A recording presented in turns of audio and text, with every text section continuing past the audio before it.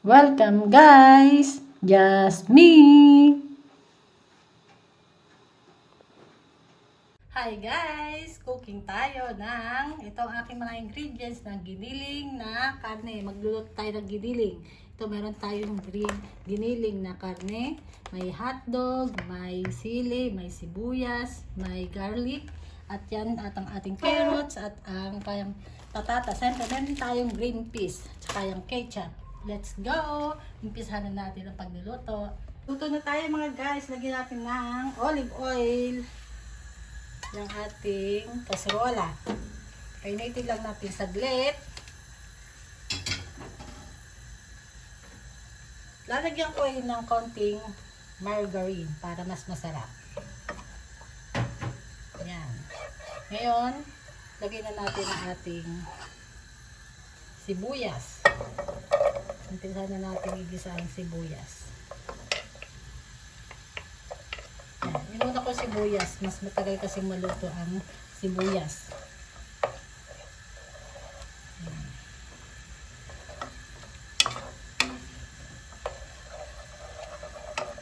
Ito ang aking niluluto ay ating pang-ulam mga guys.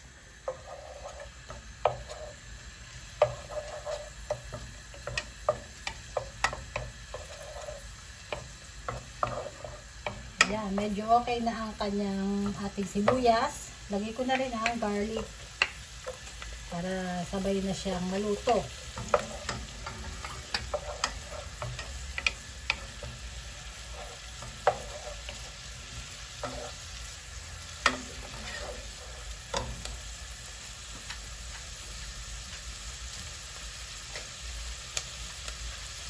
Ayan, okay na rin to. Lagay ko na ngayon yung giniling. Yan.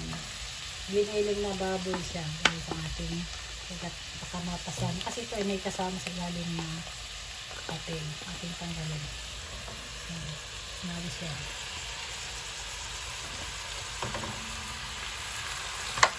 Yan. Atin muna siyang lulutuin maigi ang ating giniling. Bago natin lagyan ng pinakapampalasa niya. Yan.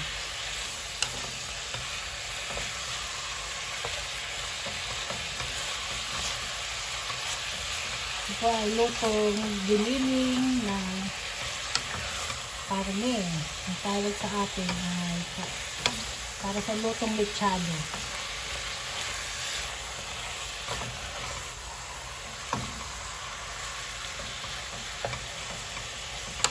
Ganda ng kulay ng karne. Fresh na fresh. Pabibili lang yan galing supermarket.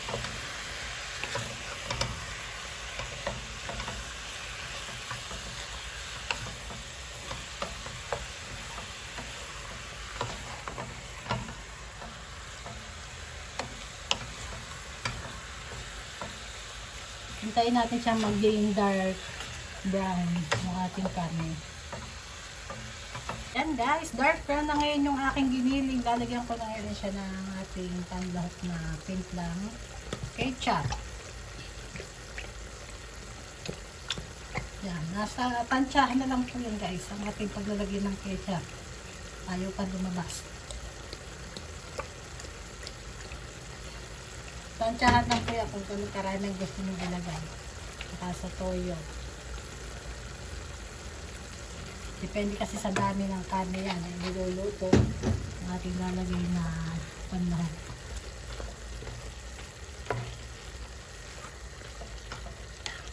Yan. Sama ko na rin ang carrots niya. Kasi medyo matigas ang carrots. Unahin ko ang carrots.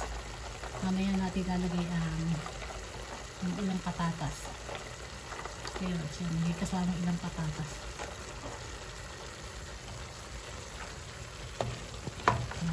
Ilang natin hanggang sa maluto na. Siguro mga 10 minutes lang muna bago ko ilagay ang pinaka patatas niya.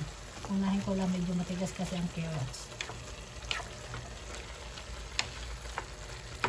Wait lang tayo ng ilang minutes. Ito na hitsura ngayon ang niluluto ko. Okay na yung pinaka carrots niya. Nasama ko na rin yung lahat nating mga iba pang mga ingredients. Ayan, talagang dinamihan ko yung gulay para mas masarap. At syempre, isasama ko na rin itong pinaka green peas. Meron din nga pala isang dahon ng laurel. Green peas. Yung pinaka-hotdog niya. At yung sili. Sabay-sabay na yan guys. Para sabay-sabay siyang maluto. Yan. Ito mo naman. Overloaded na ingredients yan.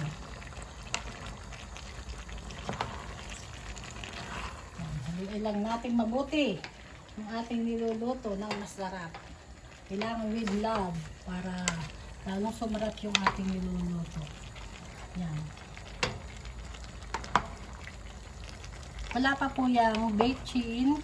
Bechin tawag dito. Paminta.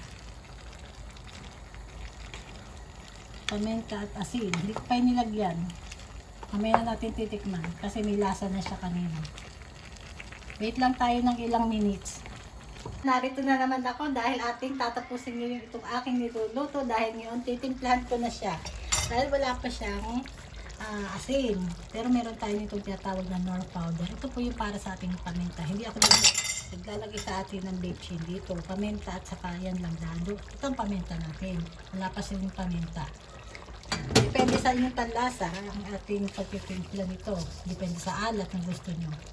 Yan, kunting asin. Dahil meron na siyang lasa kanina, atin na lang final ang ating timpla ng ating lulutong karneng giniling. Ayan, dahil ito ay luto na. Tama na ang timpla niyan. Kaya masarap na to. Oh. Sa lahok pa lang, nabubusog na. Maraming gulay, may maraming hotdog. At ito ay ready na sa pang-ulam.